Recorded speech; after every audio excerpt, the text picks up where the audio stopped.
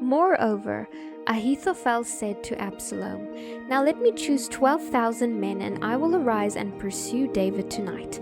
I will come upon him while he is weary and weak, and make him afraid. And all the people who are with him will flee, and I will strike only the king. Then I will bring back all the people to you. When all return except the man whom you seek, all the people will be at peace."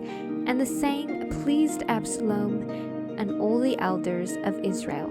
Then Absalom said, "Now call Hushai, and let us hear what he has to say." And when Hushai came to Absalom, Absalom spoke to him, saying, "Ahithophel has spoken in this manner. Shall we do as he says? If not, speak up." So Hushai said to Absalom, "The advice that Ahithophel has given is not good at this time. For," said Hushai, "you know your father and his men, that they are mighty men, and they are enraged in their minds, like a bear robbed of her cubs in the field. And your father is a man of war, and will not camp with the people. Surely by now he is hidden in some pit or in some other place. And it will be, when some of them are overthrown at the first, that whoever hears it will say, 'There is a slaughter among the people who follow Absalom.' And even he who is valiant, whose heart is like the heart of a lion, will melt completely. For all Israel knows that your father is a mighty man, and those who are with him are valiant men.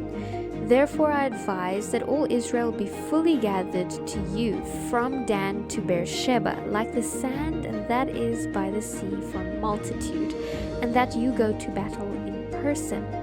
So we will come upon him in some place where he may be found, and we will fall on him as the dew falls on the ground. And of him and all the men who are with him, there shall not be left so much as one. Moreover, if he has withdrawn into a city, then all Israel shall bring ropes to that city, and we will pull it into the river until there is not one small stone found there." So Absalom and all the men of Israel said, "The advice of Hushai is better than the advice of Ahithophel." For the Lord had purposed to defeat the good advice of Ahithophel, to the intent that the Lord might bring disaster on Absalom. Then Hushai said to Zadok and Abiathar the priests, "Thus and so Ahithophel advised Absalom and the elders of Israel, and thus and so I have advised. Now therefore send quickly and tell David, saying, 'Do not spend this night in the plains of the wilderness, but speedily cross over, lest the king and all the people who are with him be swallowed up.' Now Jonathan and Ahimaaz stayed at En-Rogel, for they dared not be seen coming into the city. So a female servant would come and tell them, and they would go and tell King David. Nevertheless, a lad saw them, and told Absalom. But both of them went away quickly, and came to a man's house in Bahurim, who had a well in his court, and they went down into it. Then the woman took and spread a covering over the well's mouth, and spread ground grain on it. And the thing was not known. And when Absalom's servants came to the woman at the house, they said, 'Where are Ahimaaz and Jonathan?' So the woman said to them, 'They have gone over the water brook.' And when they had searched and could not find them, they returned to Jerusalem. Now it came to pass, after they had departed, that they came up out of the well, and went and told King David, and said to David, 'Arise and cross over the water quickly, for thus has Ahithophel advised against you.' So David and all the people who were with him arose and crossed over the Jordan. By morning light not one of them was left who had not gone over the Jordan. Now when Ahithophel saw that his advice was not followed, he saddled a donkey and arose and went home to his house, to his city. Then he put his household in order and hanged himself and died, and he was buried in his father's tomb.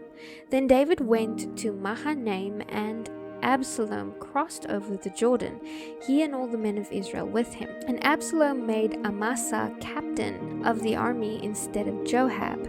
This Amasa was the son of a man whose name was Jethro, an Israelite, who had gone in to Abigail, the daughter of Nahash, So Israel and Absalom encamped in the land of Gilead. Now it happened when David had come to Mahanaim that Shobai the son of Nahash from Rabbah of the people of Ammon, Machir the son of Amiel from Lo-Debar, and Barzillai the Gilead brought beds and basins, earthen vessels and wheat, barley and flour, parched grain and beans, lentils and parched seeds, honey and curds, sheep and cheese of the herd, for David and the people who were with him to eat. For they said, "The people are hungry and weary and thirsty in the wilderness." And David numbered the people who were with him, and set captains of thousands and captains of hundreds over them. Then David sent out 1/3 of the people under the hand of Joab, 1/3 under the hand of Abishai the son of Zeruiah, Joab's brother, and 1/3 under the hand of Ittai the Gittite. And the king said to the people, "I also will surely go out with you myself." But the people answered, "You shall not go out, for if we flee away, they will not care about us, nor if half of us die will they care about us. But if you are worth 10,000 of us now, for you are now more help to us in the city." Then the king said to them, "Whatever seems best to you I will do." So the king stood beside the gate, and all the people went out by hundreds and by thousands. Now the king had commanded Joab, Abishai, and Ittai, saying, "Deal gently for my sake with the young man Absalom." And all the people heard when the king gave all the captains orders concerning Absalom. So the people went out into the field of battle against Israel, and the battle was in the woods of Ephraim. The people of Israel were overthrown there before the servants of David, and a great slaughter of 20,000 took place there that day. For the battle there was scattered over the face of the whole countryside, and the woods devoured more people that day than the sword devoured. Then Absalom met servants of David. Absalom rode on a mule. The mule went under the thick boughs of a great terebinth tree, and his head caught in the terebinth.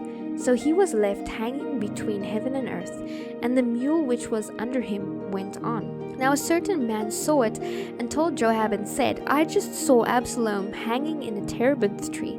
So Joab said to the man who told him, "You just saw him? And why did you not strike him there to the ground? I would have given you 10 shekels of silver and a belt." But the man said to Joab, "Though I were to receive 1,000 shekels of silver in my hand, I would not raise my hand against the king's son. For in our hearing the king commanded you and Abishai and Ittai, saying, 'Beware lest anyone touch the young man Absalom.' Otherwise I would have dealt falsely against my own life. For there is nothing hidden from the king, and you yourself would have set yourself against me." Then Joab said, "I cannot linger with you." And he took 3 spears in his hand and thrust them through Absalom's heart, while he was still alive in the midst of the terebinth tree. And 10 young men who bore Joab's armor surrounded Absalom and struck and killed him. So Joab blew the trumpet, and the people returned from pursuing Israel. For Joab held back the people, and they took Absalom and cast him into a large pit in the woods, and laid a very large heap of stones over him. Then all Israel fled, everyone to his tent. Now Absalom in his lifetime had taken and set up a pillar for himself, which is in the king's valley, for he said, "I have no son to keep my name in remembrance." He called the pillar after his own name, and to this day it is called Absalom's monument. Then Ahimaaz said, "Let me run now and take the news to the king, how the Lord has avenged him of his enemies." And Joab said to him, "You shall not take the news this day, for you shall take the news another day. But today you shall take no news, because the king's son is dead." Then Joab said to the Cushite, "Go tell the king what you have seen." So the Cushite bowed himself to Joab and ran. And Ahimaaz, the son of Zadok, said again to Joab, "But whatever happens, please let me also run after the Cushite." So Joab said, "Why will you run, my son, since you have no news ready?" "But whatever happens," he said, "let me run." So he said to him, "Run." Then Ahimaaz ran by way of the plain, and outran the Cushite. Now David was sitting between the 2 gates, and the watchman went up to the roof over the gate to the wall, lifted his eyes and looked, and there was a man running alone. Then the watchman cried out and told the king, and the king said, "If he alone, there is news in his mouth." And he came rapidly and drew near. Then the watchman saw another man running, and the watchman called to the gatekeeper and said, "There is another man running alone." And the king said, "He also brings news." So the watchman said, "I think the running of the first is like the running of Ahimaaz the son of Zadok." And the king said, "He is a good man, and comes with good news." So Ahimaaz called out and said to the king, "All is well." Then he bowed down with his face to the earth before the king and said, "Blessed be the Lord your God, who has delivered up the men who raised their hand against my lord the king." The king said, "Is the young man Absalom safe?"